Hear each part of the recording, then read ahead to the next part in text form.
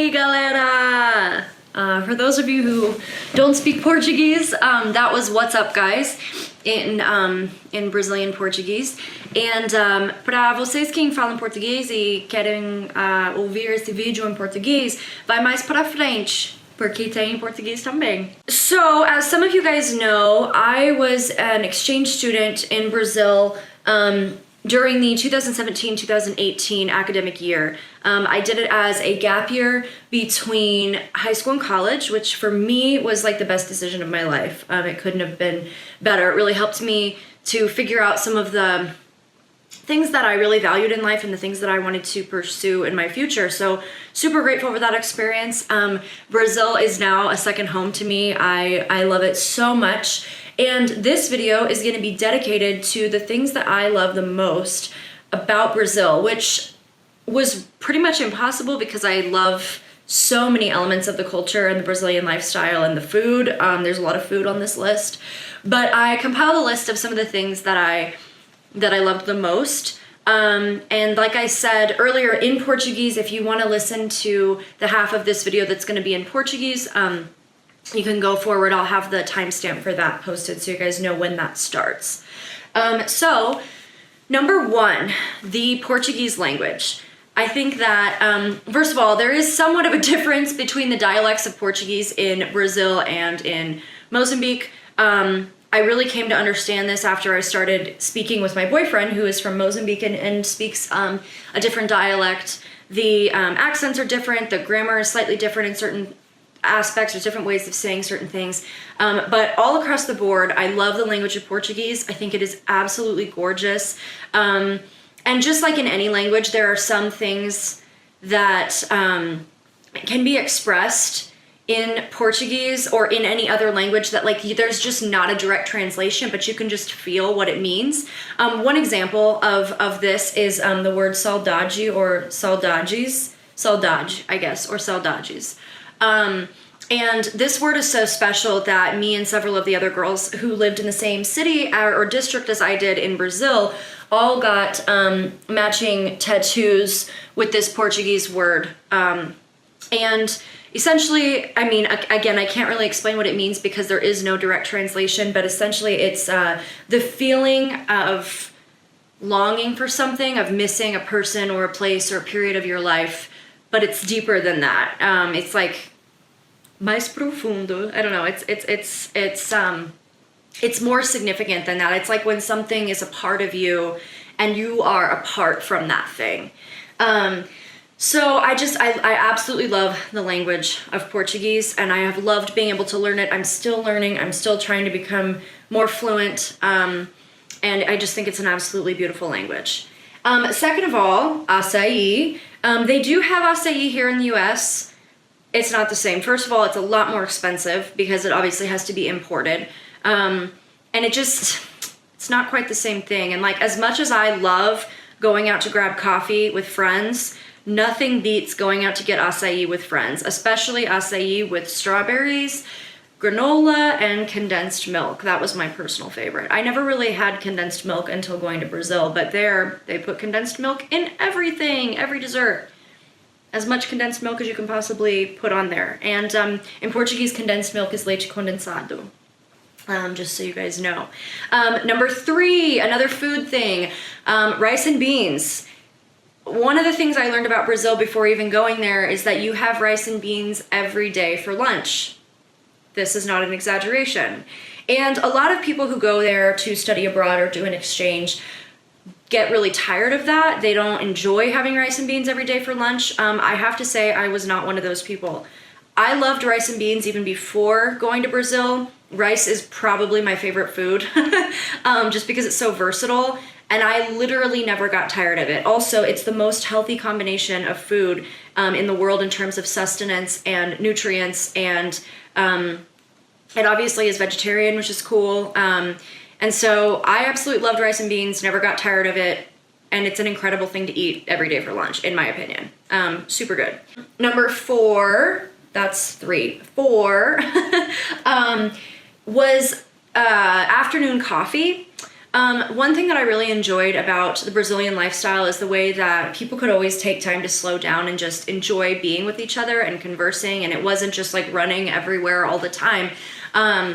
And one of the things that I really enjoyed was that in a lot of households, we would stop at like 4 or 5 to have coffee in the afternoons with cake or like bread, cream cheese sometimes on the bread, bread and butter. It just kind of depended, but you would kind of like set out all these like snacky foods and have coffee and just spend time talking about your week, talking about your day, and just enjoying the time with the people you loved. And a lot of times you would come in, like if you came into someone's house during the afternoon, they would always ask you like, oh, do you want to sit down and have some coffee? Like every time, like it didn't matter. So I loved that aspect of it, as a coffee lover, but also just the opportunity to socialize with people and just take some time to slow down throughout the day. The other thing, number 5, I guess, I am looking at a list. Cheater. Number 5. The celebrations. And this is different than number 6, which I'll get to in a minute. In Brazil, everything is cause for a celebration. And I mean literally everything. Like life is a celebration in Brazil, which is how it should be because life is amazing, even when it's hard. And there's always something to be grateful for and to celebrate. And I think it's always great to spend time just dancing and having fun with the people that we love. In Brazil, I was able to experience how everything was kind of enjoyed to the maximum. The Christmas that I spent in Brazil was one of my favorite Christmases that I've ever had. And that was being away and missing my family. And so, that says a lot because it was a really, really, really fun day. On Christmas Eve, we stayed up until like 4 o'clock in the morning, just dancing and eating this big meal and just having fun all together. It was a lot less about gifts and more just about the time that we were spending together, which I really appreciated. And then on Christmas Day, we had a huge barbecue. And of course, this is in the Southern Hemisphere, so it was summertime. We were swimming in the pool and there was more dancing and it was just really incredible. I also really enjoyed how big every birthday celebration was and how everyone would come together and just have a blast. And then also the formaturas, which is basically like graduation from high school. That was really amazing as well. And then number 6 is kind of to the same token. It was the parties in general. The thing that I really liked about Brazilian party culture is that it was a lot more about just, first of all, dancing. I'm not a great dancer, but I had a great time dancing in Brazil and learning how to flaunt what I had, so to speak, even though what I had was not much. I really enjoyed that aspect of it, and I liked how you didn't need to, like, here in the United States, I think a lot of times people, especially in college, like, you're only having fun if you're drinking, like, copious amounts, and then passing out, by 1 a.m. the party's over, the cops are coming, people are sick, people are in the hospital, like nobody remembers the night, and that is what measures if you had a good time. And in Brazil, that was not the case. Like the party was fun whether you were drinking or not. The culture of the celebrations and of just getting together and dancing was just so much different. And I think that a good party should be one that doesn't necessarily require that you be in an altered state to enjoy yourself, and that was something that I did experience there, and that really annoys me about party culture in the United States. Number 7 was churrasco, which is Brazilian barbecue.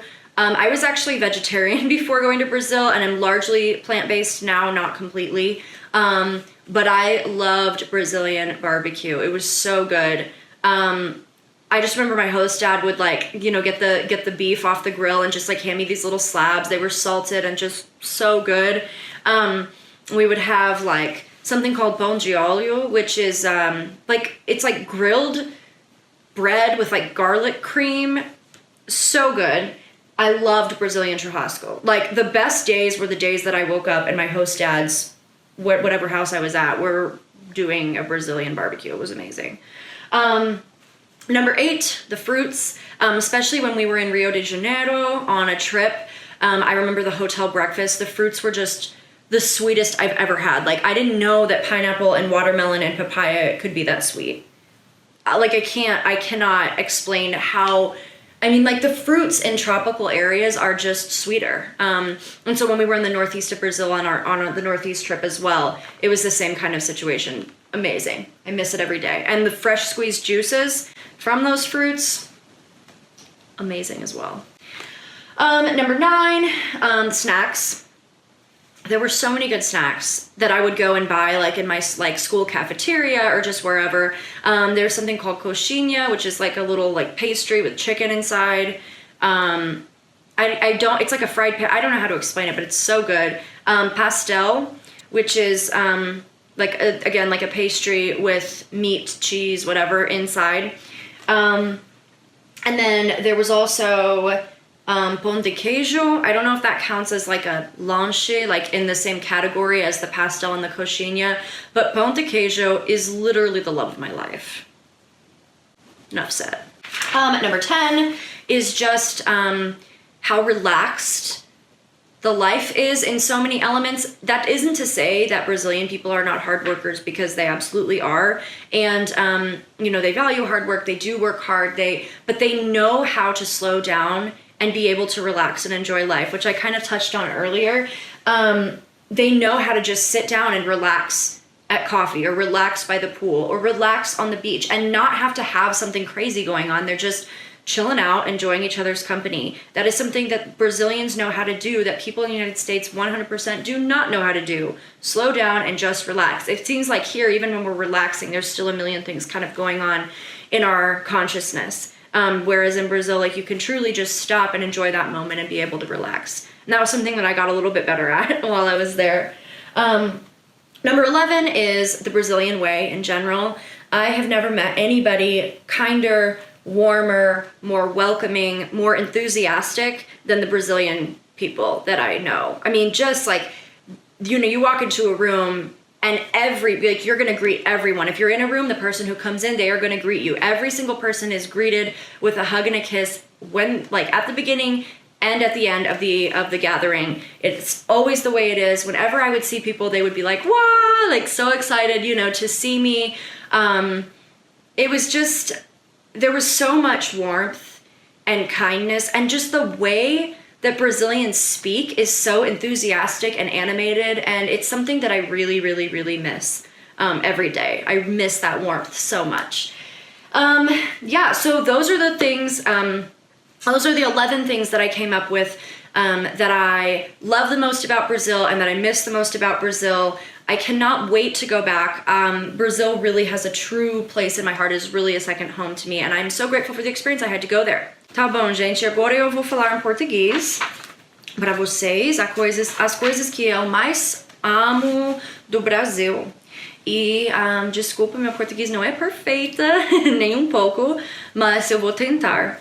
E eu espero que vocês vão gostar. Número 1, a idioma de português. Eu acho idioma muito, muito, muito linda. E eu amo, eu amei aprender a idioma de português, e eu ainda estou aprendendo. Eu estou assistindo filme, estou escutando a música e tudo mais para melhorar ainda, né? Porque eu quero estar muito mais fluente. Eu acho que meu vocabulário agora é bem básico, né? Mas enfim, gente, eu amo o idioma de português. Eu acho que é muito, muito, muito lindo.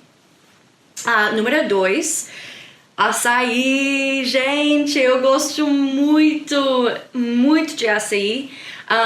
Eu gostei mais de pegar um açaí com morango, granola e leite condensado quando eu estava no Brasil. Número 3, arroz e feijão. Eu sei que muitas cansou de comer arroz e feijão, mas eu nunca cansei, não. Eu sempre gostei de comer. Todo dia eu fiquei animada para comer arroz e feijão. É a coisa mais saudável do mundo e é bem baratinho e muito, muito bom. Eu acho. Eu sempre amava. Número 4, café de tarde. Eu sempre adorei o jeito que os brasileiros pararam de tarde só para conversar, tomar um cafezinho, um pão com requeijão, manteiga, sei lá, uma fruta talvez. Só para aproveitar a companheira um do outro, né? Número 5, as celebrações. Isso é diferente do que as festas, mais ou menos. Gente, cada evento no Brasil dá pra celebrar, né? Aniversário, formatura, qualquer coisa, é sempre uma celebração lá, e eu realmente gostei disso. A vida, o povo no Brasil desfruta uma vida ao máximo. Isso eu amei. Número 6, as festas. Gente, eu acho que eu não tenho que falar mais, né? As festas brasileiras são únicos. Na verdade, eu não danço muito bem, mas no Brasil eu dancei. Eu dancei funk um pouco e eu gostei bastante. A música, tudo. Eu tô com muitas saudades disso. A cultura da festa no Brasil é muito diferente, é muito mais legal do que aqui nos Estados Unidos. Número 7, o churrasco. Na verdade, antes de eu fui para o Brasil, eu era vegetariana. E agora também não como muito de carne. Mas eu realmente amei um churrasco no Brasil. Eu fiquei tão animada a cada vez que eu acordei num sábado ao cheiro de churrasco. Foi o sentimento... Foi o melhor sentimento do mundo, eu acho. E a minha favorita parte do churrasco eu acho que foi o pão de alho. Tô com muitas saudades. Ai, quero um pão de alho agora. Número 8, as frutas. As frutas no Brasil são bem mais doces e bem mais orgânicos também do que as frutas aqui nos Estados Unidos. Especialmente no Nordeste, e também eu comi frutas muito boas no Rio de Janeiro também, no hotel, para café de manhã. Foi muito bom. Número 9 é comida de novo, as lanches do Brasil. Eu amei as coxinhas, o pastel e o pão de queijo também, é o amor da minha vida. Eu não sei se o pão de queijo é um lanche ou não, mas vocês entendem, né? E número 10, a vida relaxada. Os brasileiros são trabalhadores, sim, mas eles sabem como trabalhar e estudar muito e são bem diligentes, mas também eles sabem como relaxar. E aqui nos Estados Unidos, gente, o povo não sabe como fazer isso, como relaxar.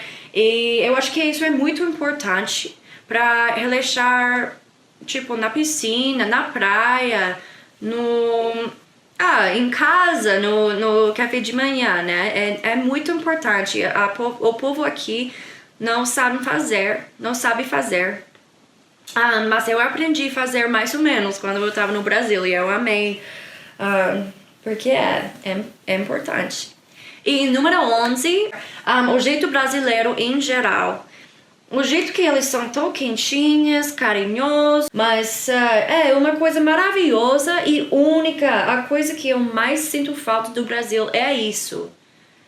Ai, quero voltar. E vou voltar em breve, gente. Eu te prometo. Então é isso. Tchau, um beijo.